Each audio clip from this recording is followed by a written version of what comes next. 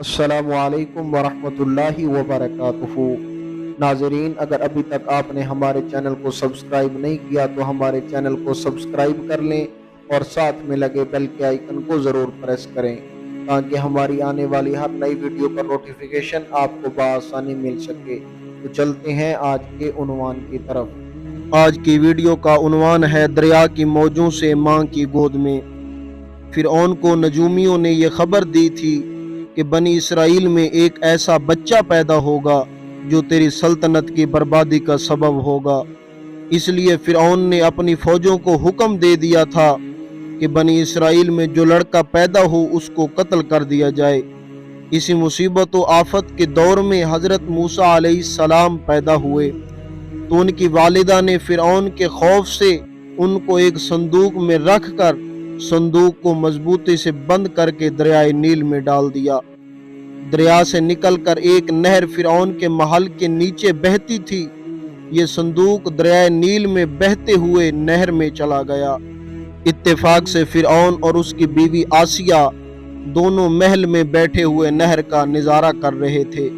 جب ان دونوں نے صندوق کو دیکھا تو خدام کو حکم دیا کہ اس صندوق کو نکال کر محل میں لائیں۔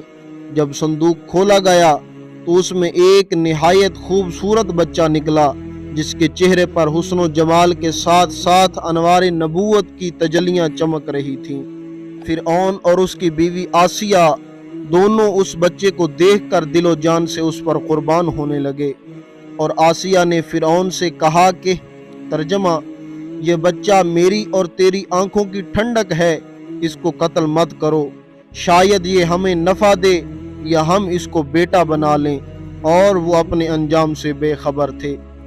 اس پورے واقعے کو قرآن مجید نے سورۃ طٰہٰ میں اس طرح بیان فرمایا ہے، ترجمہ: جب ہم نے تمہاری ماں کے دل میں وہ بات ڈال دی جو اس کے دل میں ڈالی جانی تھی کہ اس بچے کو صندوق میں رکھ کر دریا میں ڈال دے، پھر دریا اس کو کنارے پر ڈال دے گا تاکہ وہ اس بچے کو اٹھا لے جو میرا اور اس کا دشمن ہے، اور میں نے تجھ پر اپنی طرف سے محبت ڈال دی اور اس لیے کہ تو میری نگاہ کے سامنے پالا جائے۔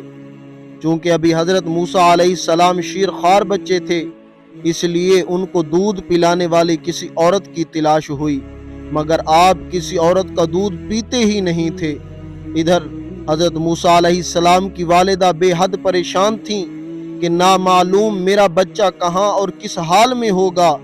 پریشان ہو کر انہوں نے حضرت موسیٰ علیہ السلام کی بہن مریم کو جستجوئے حال کے لیے فرعون کے محل میں بھیجا، اور مریم نے جب یہ حال دیکھا کہ بچہ کسی عورت کا دودھ نہیں پیتا تو انہوں نے فرعون سے کہا کہ میں ایک عورت کو لاتی ہوں، شاید کہ یہ اس کا دودھ پینے لگے۔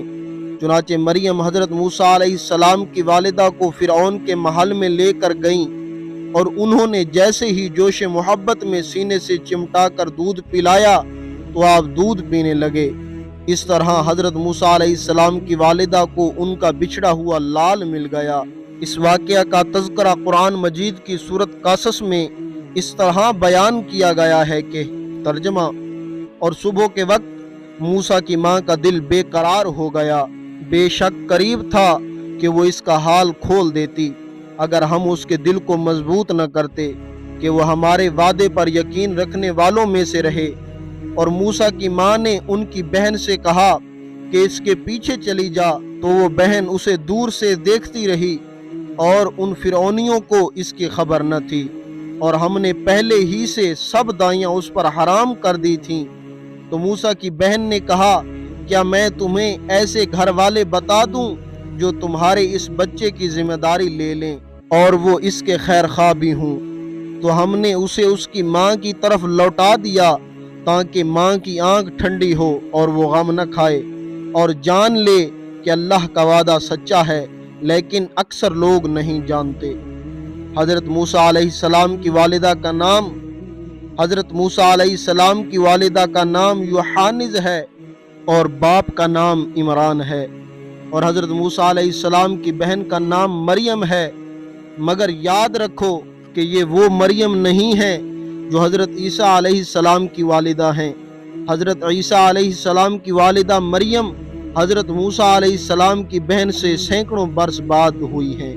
درس ہدایت، اس واقعہ سے یہ سبق ملتا ہے کہ جب اللہ عز و جل کا فضل ہوتا ہے تو دشمن سے وہ کام کرا لیتا ہے جو دوست بھی نہیں کر سکتے۔ دیکھ لیجئے کہ فرعون حضرت موسیٰ علیہ السلام کا سب سے بڑا دشمن تھا، مگر حضرت موسیٰ علیہ السلام کی پرورش فرعون ہی کے گھر میں ہوئی۔ نمبر 2، یہ بھی معلوم ہوا کہ جب اللہ عز و جل کسی کی حفاظت فرماتا ہے تو کوئی بھی اس کو نہ ضائع کر سکتا ہے نہ ضرر پہنچا سکتا ہے۔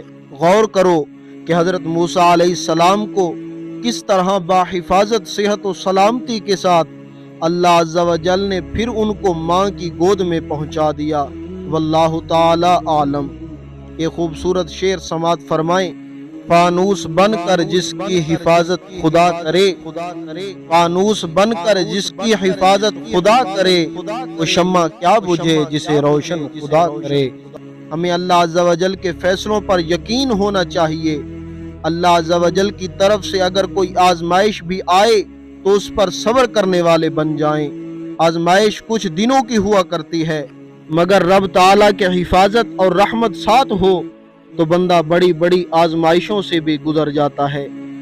اللہ کریم پیارے حبیب صلی اللہ علیہ وآلہ وسلم کے صدقے مجھے بھی اور آپ کو بھی قرآن مجید پڑھنے اور سمجھنے کی توفیق عطا فرمائے، آمین۔ آپ جڑے رہیں ہمارے YouTube چینل کے ساتھ۔ اگلی ویڈیو تک کے لیے اللہ حافظ۔